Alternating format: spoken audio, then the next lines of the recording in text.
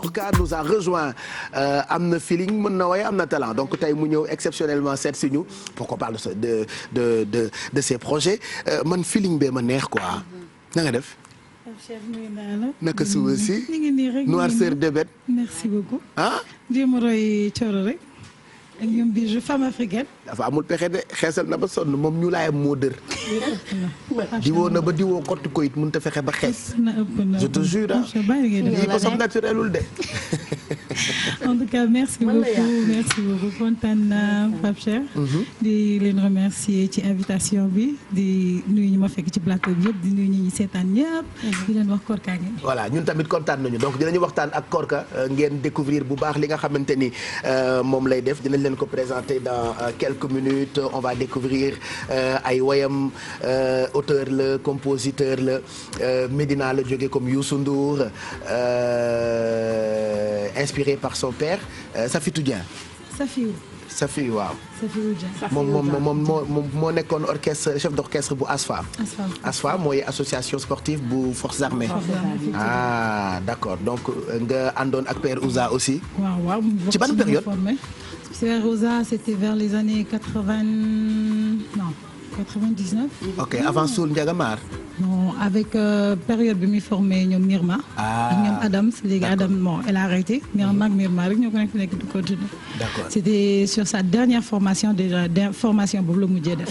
et depuis lors il a pas refait. c'est vrai parce que doomam yi màgg nañu ba commencé way. waaw après juste si la Adiouza ñëw. ok mais je l'ai entendu dire. am na doom di mën a way Cheikh Lo. macha allah. Cheikh Lo doom di mën na way de. macha allah ah oui et puis nga ànd ak xalam ànd ak groupe xalam. Vieux Mac Faye Pape Niang Awadi Bouba Kirikou Marema. waaw ñoo ñëpp ñoo bokk en fait ñoo Bouba ñoo bokkoon formation vu que ñoom ñëpp ci DJ Awadi liñ jaar. sur Sankara. donc ñun ñëpp dañu bokk formation bokk yoon bi ñu jaar. finalement def nga chemin ah. waaw un long chemin. long chemin ça moom je vais le dire haut et fort quand même parce que j'ai roulé ma bosse. depuis l'âge de 18 ans. jusqu'à 22 ans. père bi doog a accepté may woy. parce qu'au départ nanguwul woon quoi. non militaire la donc bëggul doomam woy. non pas militaire sax parce que il se disait que li nekk ci milieu bi moom li mu daj. xam na ko bëggul progéniture daj ko. c'est vrai il voulait pas. man lu ma gën a kii frappé ci biographie mooy que au début papaam nanguwul woon woy mais daf doon ànd ak yaayam di liggéey ci benn usine jën. bu nekkee ci usine jën bi toog di woy ba mujj gi ñiy liggéey foofu ñoo ne yaayam kii na bàyyi jën yi te dem woy donc moom passion nga yàgg am mais qu'est-ce qui fait que tu as un si long parcours et que là ngay soog a lancer sa carrière solo. écoute merci beaucoup Bijou ci question bi je vais dire que lu jot yomb man noonu laa jàpp sama carrière yaakamtiwuma dara j'ai eu la patience de patienter et yàlla boole ma koo xamante ne tey dama ñëw mu ubbil ma studio. mu dugal enregistre fais-moi un album.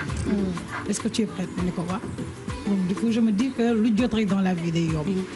nit ki mën nga ni au début je me rappelle les ans bi may doon commencé. dama doon wax naan su ma déggee ay artistes yu mag yi naan j'ai fait 10 ans 20 ans de carrière ma ne wuu ça je vais jamais le faire. nar na metti dëgg la de. oui là mënuma ko 5 ans ou 10 ans maximum je vais pas le faire. mais par la suite may dem expérience yi di gën di yokku jaar yi di gën di yokku je me suis rendu compte que dans la vie il faut beaucoup de patience. pour aboutir à ce que li ñu indi tey nii muy ping pong. mais à un moment donné arrêté wu leen. waaw juste après sama décès papa j'étais découragée et je pouvais plus monter sur la scène. j'avais toujours son image et je me rappelle ndeysaan bu ma daan jouer il y avait ñoom Père Kamouyandé les salseros dama première fois bi après juste sama papa bi mu décédé. je suis montée sur la scène et j'ai pleuré. Parce que je le sentais à côté de moi il était toujours à mes côtés. Et c'était bizarre pour une première mu ñëw yéeg je le voyais pas et j'étais en larmes toute la soirée.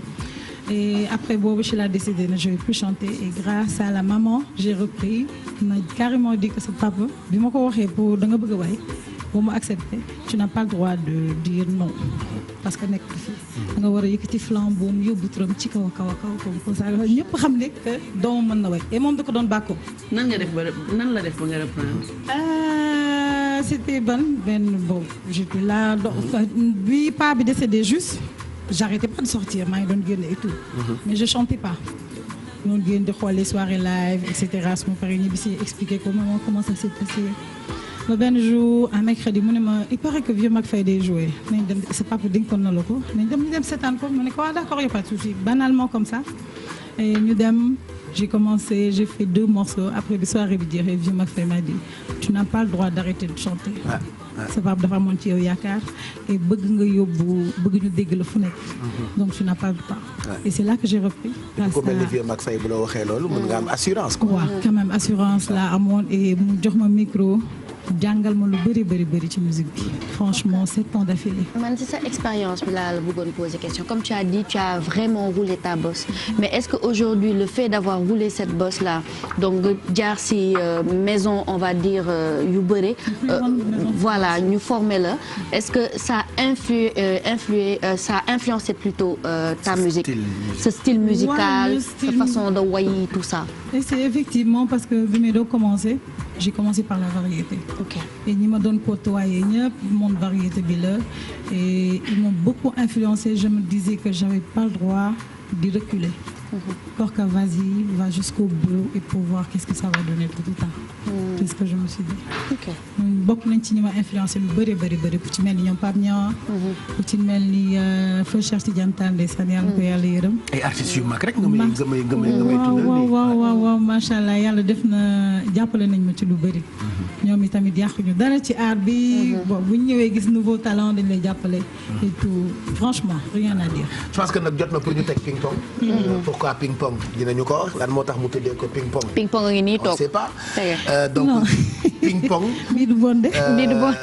nañu ko déglu pour permettre peut-être ñi doog a découvrir Korka xam talent bi nga xamante ni moom moo nekk ci moom bu fekkee pare na tonton Mac ñu teg ping pong et puis vous permettre ngeen découvrir ko ndax elle a beaucoup de talent.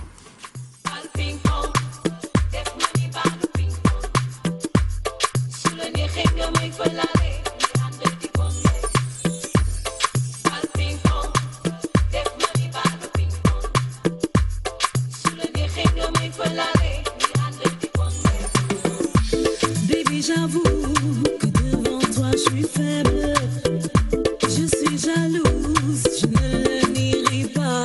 Non, je te sens si près, mon cœur n'attend plus que toi. Alors j'assume, je suis tout à toi.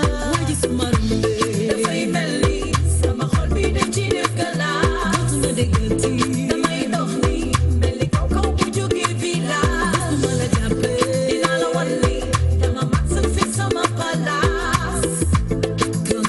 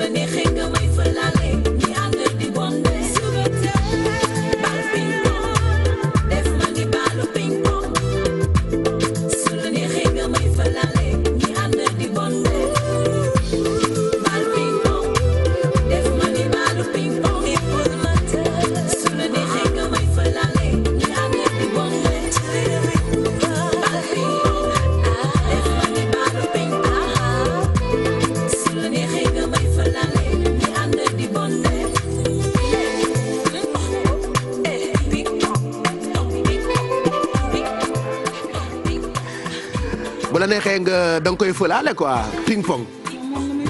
ah moom nga bëgg mu lay fëlaale. muy fël ni ping pong. nga fël ba ci kaw. ngay bonde. bonde kay ah déedéet dama souple nag Coro. macha allah. dawoo dara. déedéet. d'accord lu tax ping pong. écoute lu tax ping pong Pape Cheikh ping pong c'est une histoire d'amour que moi-même j'ai vécu avec Coro. Coro Badaji. En fait c'est une histoire d'amour que j'ai vécu le gars. xam nga yaa ko dund ah. man maa ko dund en personne.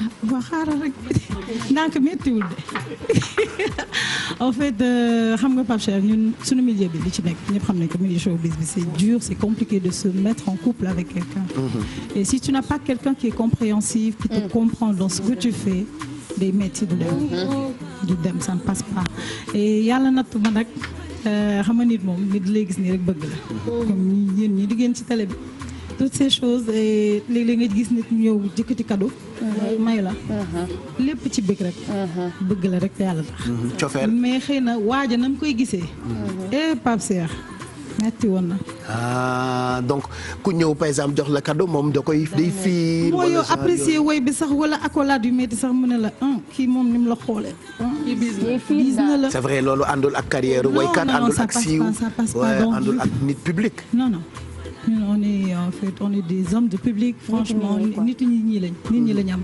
léeg-léeg da ngay toog nit woo la à certaines heures sans se rendre compte loolu li mu cofeel moo koy def da lay bëgg rek te yàlla tax wala à certaines xanaa boo ñibbisee ñu def histoire rek tas histoire tëggal la mafia te attanuñ loolu da ngay wàcc 2 heures du matin bàyyante kay kon réellement da ngeen bàyyante donc waaw bàyyante et pour man en fait le pourquoi ma ne ping pong bu xëy na bu dégloo woon way bi ni ma ko bëggee woon nii rek laa ko bëggee woon muy bëggee di kaf bon léegi yow lii le fait que nga woy ko ba pare di ko raconter nii en toute liberté du ko delloo si waat wala yaa ngi ci keneen non nekkuma ci keneen xëy na bu ñëwaatoon mais baax na bëgg naa ko ba tey sax yow day ngay def waaji ko non baax na toog fi mu nekk rek instant c'était juste pour le rappeler que ni ma ko bëggee woon ak ni ma ko doxalee bokkul bu ñëwaatoon nii peut-être woy bi xëccaat ko mu ñëw bàyyi ma réfléchir da ngay jaay neex quoi waaw parce que moom ba mu ca tollee non dafa sax ci man non c'est quelqu'un de très connu nag mais bàyyi noonu dina xam boppam ku doon génn c'est quelqu'un de très connu mais qu'est-ce que tu as envie de lui dire tey peut-être il regarde pas peut-être que dina ci faqastalu peut-être dina ko dégg je sais pas lan nga am envie wax ko nii franchement parce que woy bi c'est une histoire réelle que toi-même nga dund léegi tey nit ñi jaare nañu fa xam ping pong bi histoire bi et saa yu jàll dinañ la xalaat waa ji loo bëgg a wax waa ji tey li mu yaakaaroon du loolu rek guddi ci moom lay fanaan ndeysaan mais malheureusement affaire bi yàq na affaire bi quoi mais dama koy ñaawal genre kookali il sait pas ce qu'il rate dëgg la de te fi mu ne nii daal non fi mu nekk nii macha allah téléphone baa ngi sonné gars yaa ngi fëgg te yow yaa ngi ci leneen daal mais moom nga bëgg. waaw xol bi ci moom la dee. ba léegi. kon kay message bi jàll na nag message bi jàll na. déedéet baax waxtaan bi. moom la bëgg kañ. naam bëgg du bañ mais baax na waa Coro gisoo gi dafay mel ni kuy vivre affaire par procuration. daf cee gis boppam. elle vit par procuration. léegi moom nañu wax histoire. par procuration lay vivre affaire wax ñu ko lay ping pong. acca. yow ki lay ping pong war la mën a comprendre comme ni nga ko waxee sànq. ok xale la kenn ping pong. wooy yow. bàyyi leen doomi Serigne Mbacké ji. waaye kenn ping pong ma. bëgg dafa métti. musuma laa mais pourquoi baatu ping pong bi. Ping pong en fait ping pong c'est par rapport parce que quand on parle de ping pong mooy voilà ku ñuy ping pong rek. dem fii dem gauche dem droite. en fait c'est par rapport à la vie tout d'abord. avant may xalaat waxu mbëggeel bi parce qu'on était au studio ak Darch c'est lui qui a été à la prod du son. ma koy remercier de passage di ko nuyu ñoom Ismaël Yann Moni toute la bande en fait avec qui je travaille le pourquoi ping pong c'est par rapport à la vie. àdduna bi ni muy demee di ñëw y a des hauts et des bas léeg-léeg mu neex léeg-léeg mu naqari moo tax j'ai choisi juste le ping-pong par rapport ak man ci sama histoire vécue raa ji ni ma doon tëltalee daal. loo waral ma ci tànn ping pong. et que ku nekk mën na ci gis boppam. ku nekk mën na ci gis boppam nga tuddee ko ping pong. actuellement lan mooy projet yi. projet yi c'est un album en cours et le projet Sargal. Le projet c'est mon album en solo. que nous allons vous sortir d'ici fin 2020 inchallah. D'ici fin 2020. Ouais. On a un autre projet aussi qui s'appelle le projet Sargal. C'est de rendre hommage à toutes les grandes voix, toutes les grandes musiques classiques africaines. Donc on a prévu de reprendre ça, arranger waat morceaux yi, génne ko jox ko public bi. jox ko fans yi. Angélique Kidjo genre yooyu. waa ñoom Nayanka Bell ay Iwa Sado, ñoom Youssou Ndour, Ismaël Lo ñëpp a ngi si biir. classique yi quoi. di classique yow yaa koy reprendre yow kese. man kese ak Laban en live. Et d'ailleurs kat dañ koy jouer. da ngeen koy jouer actuellement. On est en train de tourner pas mal dans Dakar, dans les restos, les cabarets. Et ça a eu joué, on présente le projet Sargal. Et franchement, les gars adhèrent, tout le monde adhère, franchement. Mais est-ce que du metti finalement deux projets lay doon sa album solo plus beneen album boo xamante ni tu ne feras que reprendre ay woyu classique. waaw xam nga bi may commencé Pape Cheikh ci reprise laa commencé. avant may commencé composition. Donc man c'était tout à fait normal ñu jéem leen rendre hommage. génne waat anciennes morceaux yi pour que nouvelle génération bi bañ di leen fàtte tout le temps mais à notre sauce à notre façon et à notre manière. Pape Cheikh man dama gis ne live am nit yi dañuy nekk limite en transe dañuy dugg ci biir affaire bi yëf yi neex leen est-ce que doo ñu may benn affaire en live ñuy balaa dara di xew ñu xool Korka lan lay def ci resto yeeg ci salle yeeg. mën na way am na fili ba utiliser affaire bi nii affaire bu la bi. non sama guitariste ngi ne donc ou bien ba ak ñu def acapella rek. ma nga ne. kon nañ ko def acapella rek. Matinyana tomola ibonge balula Matinyana tomola ibonge balula ni matuninyana tomola bi netuna nyuma nitamongo kitadi Matinyana tomola ibonge balula Matinyana tomola ibonge balula ni matuninyana tomola bi nituna nyuma nitamongo kitadi ele Pape Cheikh sax ñu ana Iwa Sado ji ah da ngeen di aw àgg ca ki kana doro iyo no Kadena ki kana doro iyo no kalila Iwa Sado Iwa Sado Iwa Sado Iwa Sado Iwa Sado Iwa Sado Iwa Sado Iwa Sado Diki Iwa Sado Iwa Sado Ipari baranya la biriri Manote alalilo baba bravo merci beaucoup la ilaha illallah Machallah. moom moo leen Iwa Sado dañuy fël feneen ndax bi nee na ci soirée yi gars yi dañuy ambiance waaw léeg-léeg dañuy fecc dañuy jóg dañuy yëngatu parce que spectacle bi day nekk lu neex quoi trop. am na bu ma fekkee woon de tàccu yi la woon ñu tàccu ngay jóg di def nii. di yëngatu quoi carrément di joolaay c'est bien ça donc ça veut dire que da nga miin scène avant même ay album ak yooyu clip ak yooyu di génn tu as ton public il y a des gens qui viennent yu consommer ce spectacle. Ça fait 15 ans que je suis sur la scène. Waaw. Machallah. 15 ans bi may commencé live laa commencé jusqu'à présent toute ma vie c'est du live. Live là mos a xam. entre les festivals les tournées franchement récemment on a fait Congo. comédie musicale aussi. Ouais, la comédie musicale avec Ange Fando franchement j'ai bien roulé ma bosse quoi. Ouais. non il était temps. Elle chante bien. il était temps tu as une voix magnifique. On reçoit tellement de commentaires. les gens ñu fël ci ay Diallo Oumaro. demal. Diallo Oumaro.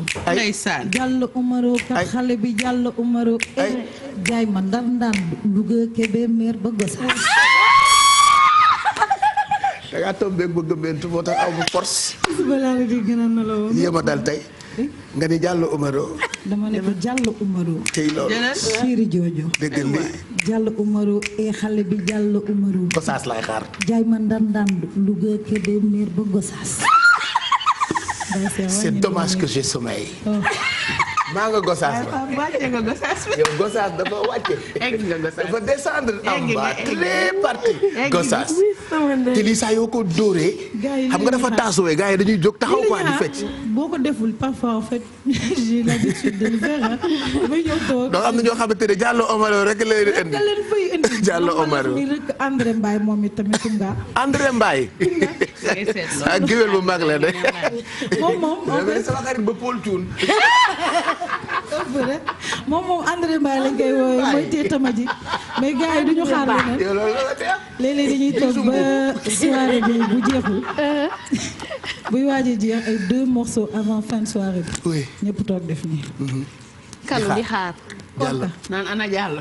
Diallo Omar. yóbbu ñu Gossas. na ñëw bu ñëwul duñ jóg. je te jure. wala nga def ko nii non dernier morceau bi nga may leen ko nii ñu ne la te soirée bi neexul waay. dañuy mer. parce que yàlla ko tàmbal. loolu la ñuy bëgg. Ndakaar ci boppam ñuy bëgg luy def. waaw dañu bëgg ambiance ah. En tout cas c'est bien tu as beaucoup de talent nous on apprécie et ñi yàgg dem say ay soirée say spectacle ñoom Gongo ñi demagul c'est le moment où jamais ngeen dem découvrir ay spectacle Korka actuellement yaa ngi joué ci yan club fu ñu la mën a fekk par exemple nii. nii jeudi maa ngi Saint-Louis. jeudi bii nii jeudi bii maa ngi Saint-Louis. jar na dem de. tous les lundis maa ngi Radisson ci terrasse bi. Radisson ci terrasse bi chaque lundi soir. 18h. et des fois maa ngi la fourchette. entre la Kenya et l'héritage aussi très souvent là-bas. waaw ñu ngi doon daal ci endroit yooyu daal la ñuy tourner. Diallo Omaro. mu jaay ñu daan Louga TVB. Gossas.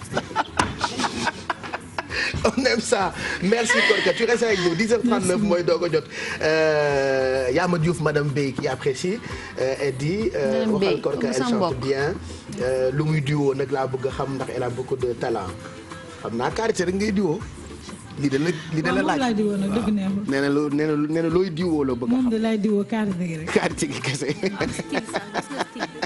waaw mooy feeling bi may wax rek depuis sànq